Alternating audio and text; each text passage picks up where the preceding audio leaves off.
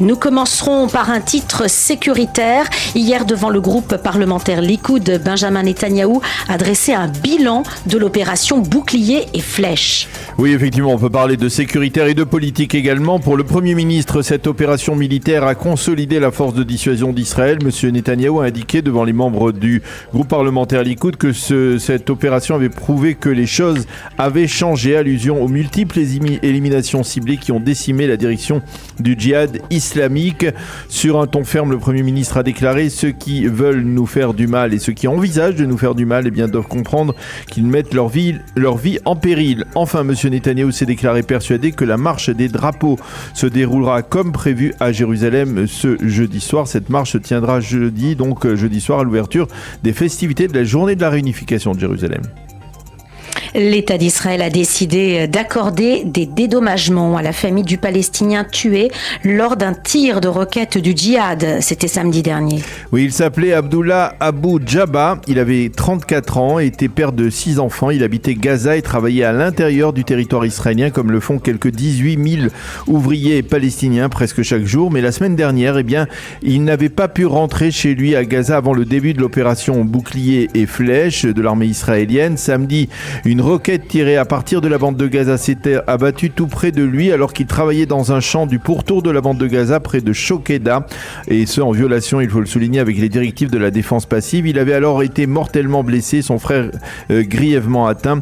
Le ministre de la Défense israélien Yoav Gallant et les assurances nationales israéliennes ont annoncé hier qu'Abdullah avait été victime du terrorisme palestinien de Gaza et ont donc décidé de dédommager sa famille en versant des allocations à sa veuve et à ses enfants. Un geste particulièrement émouvant qu'il convient de mettre en évidence, en particulier auprès de ceux qui accusent Israël d'être un État d'apartheid. Et pour la première fois, Daniel, l'ONU a consacré hier une séance à la Nakba, ce que les Palestiniens appellent la catastrophe provoquée par la création de l'État d'Israël en 1948. Oui, effectivement, c'était hier dans une des salles du Palais de Verre à New York que s'est tenue cette séance. Il faut souligner qu'à la suite de la campagne très intense menée par l'ambassadeur d'Israël à l'ONU, Gilad Ardan, de nombreux pays n'ont pas pris part à cette séance. Mahmoud Abbas, lui, était bien présent et dans son intervention à la tribune, il a exigé de l'ONU qu'elle exclue Israël si l'État hébreu continue à ne pas respecter les lois internationales. Abbas a en effet recensé près d'1 millier de résolutions de l'ONU contre les agissements d'Israël, et il est allé même jusqu'à comparer Israël à Goebbels, le ministre de la propagande nazie, qui avait dit que plus on mentait, plus ces mensonges étaient crédibles. Un compliment que le leader palestinien pourrait se retourner à lui-même. Un mot d'économie également, Daniel, avec un indice du coût de la vie qui est ce mois-ci particulièrement élevé. Oui, l'Institut central des statistiques a publié un taux d'inflation préoccupant, celui du mois d'avril qui a grimpé de 0,8% pour ce seul mois, soit près de 2 fois plus que les estimations préalables des experts en économie qui tablaient sur une inflation mensuelle de 0,5%. Si l'on calcule l'inflation des 12 derniers mois en Israël, elle atteint les 5%, ce qui est considérable. Ce sont les fruits et légumes qui ont contribué à augmenter assez massivement cet indice du coût de la vie en avril, avec une augmentation de 4%.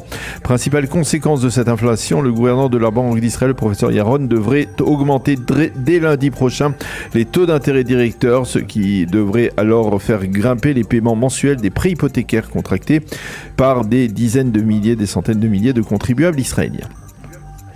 Les pourparlers en vue d'un compromis autour de la réforme judiciaire reprennent aujourd'hui, Daniel. Oui, avec un compte à rebours qui va s'accélérer. En effet, on sait que l'opposition a accordé encore 1 ou 2 semaines à ces pourparlers afin de parvenir à un compromis. Mais même du côté de la coalition, on lance des mises en garde. Hier, le président de la commission des lois de la Knesset, Simcha Rothman, qui est l'un des artisans de la réforme, a déclaré que si les pourparlers ne devaient pas aboutir, la procédure législative de la réforme, elle, reprendrait. Selon Rothman, la coalition ne survivra pas si la réforme ne devait pas être votée, même unilatéralement. Et pour refermer ce journal, Daniel, un mot de sport avec le nouveau champion d'Israël de football. Oui, nouveau et ancien champion d'Israël, puisqu'il s'agit du Maccabi Haïfa qui a décroché hier le titre pour la 3e année consécutive en l'emportant 5-1 sur le Maccabi Netanya à l'extérieur. Le Maccabi Haïfa qui a nettement dominé cette saison, le championnat, après avoir participé, on s'en souvient, à la phase finale, des poules de la Champions League en Europe.